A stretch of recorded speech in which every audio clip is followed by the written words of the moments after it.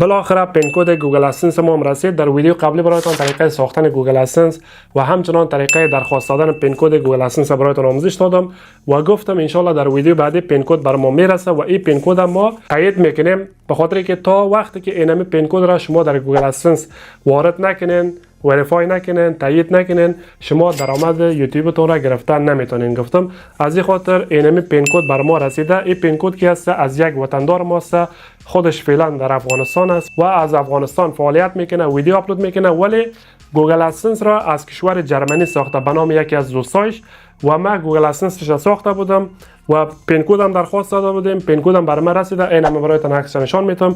این حال میرم طریقه وریفای کردن پین کد برایتون آموزش میتم، هم از طریق گوشی هم از طریق لپتاپ.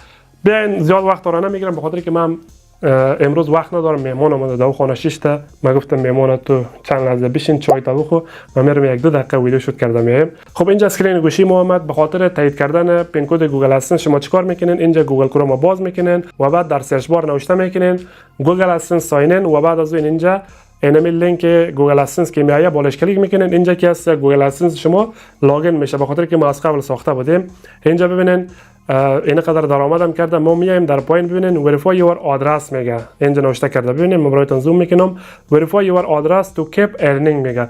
تا وقتی که اینمی پین کد را شما وریفای نکنین اینمی درآمد شما گرفتن نمیتونین میگه. ببینین ما چیکار میکنیم؟ وریفای آدرس که هست بالش کلیک میکنیم و بعد از او وریفای یور آیدنتیتی میبینین اینجا آیدنتیتی وریفیکیشن کامپلیت، یعنی عکس هویت روان کرده بودیم او کامپلیت شده، ولی آدرس که هست وریفیکیشن تکمیل نشده. اینا میگه تکمیل کو. اینا ما چگونه تکمیل میکنیم؟ اینمی پین کد که اومده اینم اینجا وارد میکنیم. ببینین اینجا نوشته است پین کد. میبینین من برایتون زوم میکنم. اینمی پین کد اینجا شما چیکار میکنین؟ وارد میکنین. 6 رقمی پین کد میآید در آدرس خانهتون. وقتی این پین کد اومد اینا چیکار میکنین؟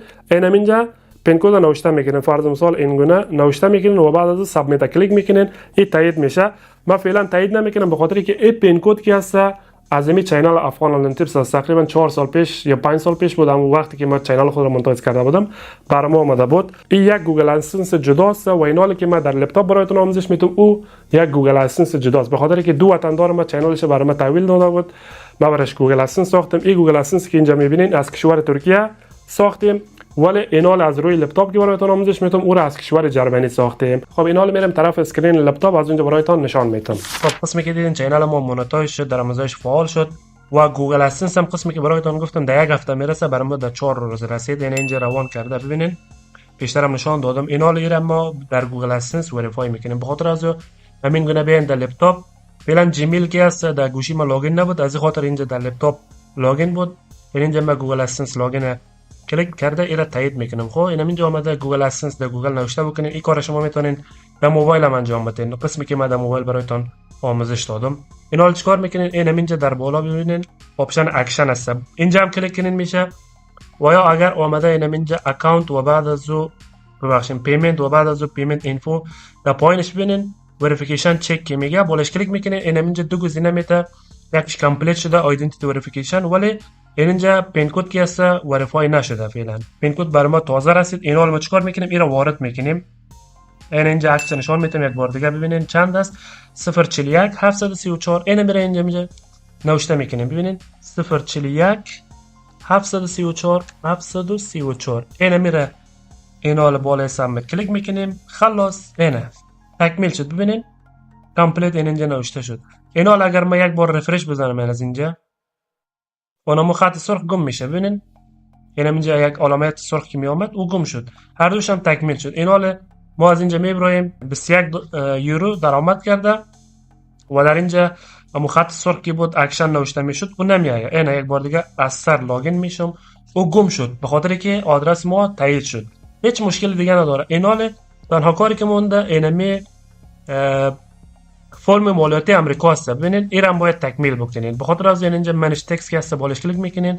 این هم یک فرم باز میشه. این هم میتونین که فرمش خانه پوری بکنین. این خیلی آسان است. اینجا ببینین یونایتد استیت اینی که هست فرم مالیاتی امریکا است. اد تکست اینفو که هست بالای از گزینه کلیک میکنیم و بعد از او استارت فرم کلیک میکنیم و بعد از اینجا رمز اینم جیمیل تون رو میزنین و بعد اینم تو ما آموزش دادیم. این ویدیو رو میتونین ببینین. اینجا زیاد وقت رو نمیگیرم.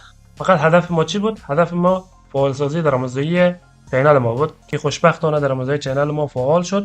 این حال دیگه فرم مالیاتی را این ویدیو را دیده میتونیم. ما اینجا در چینل افغان آنلاین تیپس اپلود کردیم دیگه، وقت تو را نمیگیرم، خیلی آسان است. خب وطندارای عزیز، اینی هم بود طریقه وریفای کردن پین کد گوگل ادسنس. امیدوارم ویدیو مورد پسند شما قرار گرفته باشد. یک بار دیگه برایتون یادآور میشم کسایی که واقعا میخوان از طریق یوتیوب درآمد داشته باشن، اول برین اینمی پلی لیست آموزش کامل یوتیوب 2026 از اول مرحله به مرحله کامل ببینین، به خاطر که من اینجا از ساخت چینل یوتیوب تا مرحله درآموزش کاملا رایگان نقطه به نقطه مرحله به مرحله برایتون آموزش دادیم. اگر کدام انتقاد، سوال، مشکلاتی دارید میتونید در کامنت ها بنویسید. ان شاء الله من درباره اینمی سوالات و انتقادات شما هم پاسخ میتم، هم از کامنت میخوانم، هم اگر شد کدام مشکلات داشتین ویدیو میگیرم. دیگه منتظر ویدیوهای بعدی باشین. جور باشین، سلامت باشین. میمان و مشیش تا قار نکنه. خب جور باشین.